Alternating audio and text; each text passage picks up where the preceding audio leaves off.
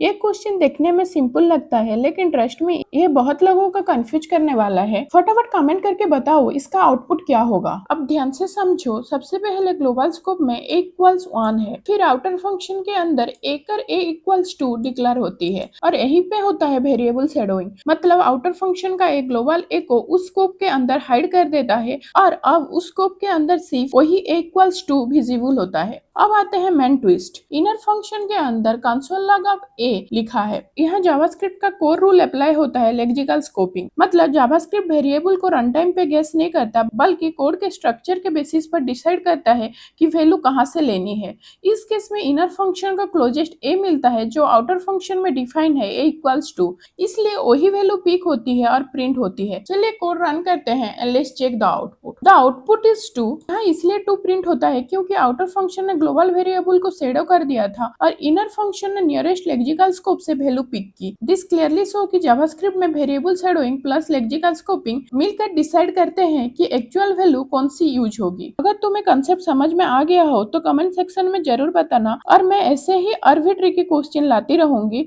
So stay tuned.